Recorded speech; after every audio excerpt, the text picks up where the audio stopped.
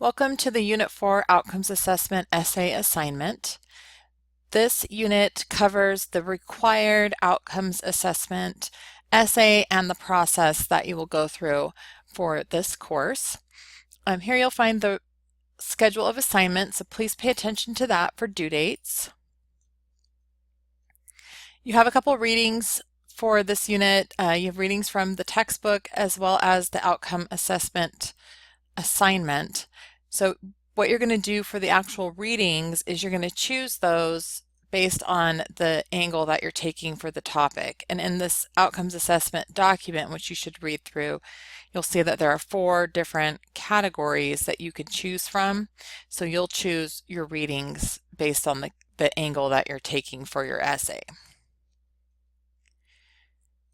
There is a video outlining the outcomes assessment process and the prompt that is assigned for this semester, so make sure you watch the video. It's a little long just because there's a lot of information. And then there is the document here that goes over all of the information on how to submit your essay, the prompt, why we do it, basically everything that's covered in the PowerPoint except for submissions is also covered here. You do have a quiz on the outcomes assessment, so make sure you complete that.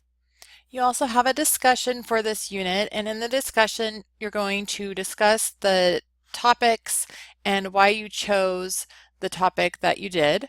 And you're also going to summarize 3 of the articles for the outcomes assessment essay, and again these are your choice based on the topic that you are looking at using, and you should explain how you see using this source in your essay. This piece, part 2, you can also use in your annotated bibliography assignment for this unit. I'm going to have you all do a working outline, mostly just so that I can make sure that you're on track.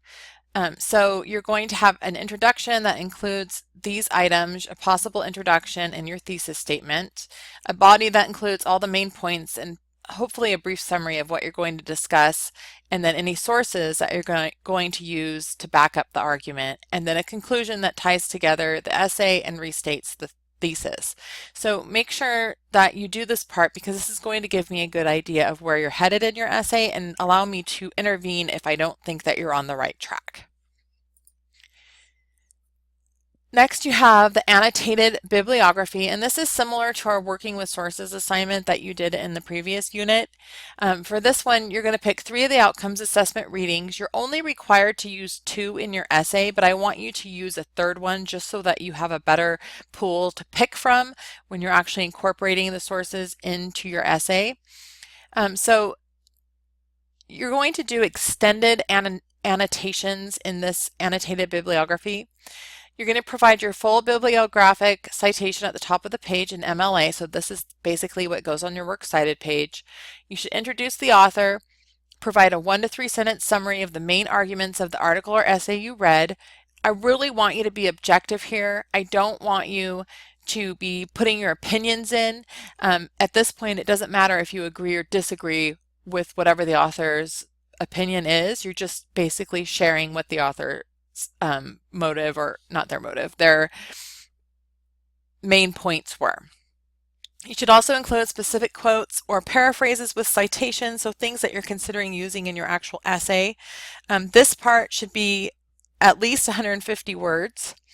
And then at the end of that extended annotation, you're going to write a projection of how this knowledge can be useful to you as a learner, and also how you could perhaps incorporate this into your essay. So that's part of what we discussed a little bit earlier on the discussion forum. And there is a rubric in here as well. You will be doing peer review for the outcomes assessment essay just as you've done with all of the other essays. And I'll let you know as soon as I have those set up. And then you're just going to reflect on the process of writing the outcomes assessment essay for your journal for this unit. And then you're going to submit your second draft to me for review. And I will get this back to you prior to the time that you must submit it to Outcomes Assessment website, which is outlined in the Outcomes Assessment paperwork. So do make sure you submit it on time. I will work very hard to get these turned around quickly because I know it is important to get the feedback to you. So when you submit that second draft, this should be as close to perfect as you can possibly get it so that you're that much closer to finishing it and getting it turned in. And that wraps up our Unit 4. If you have any questions, please let me know. Thank you.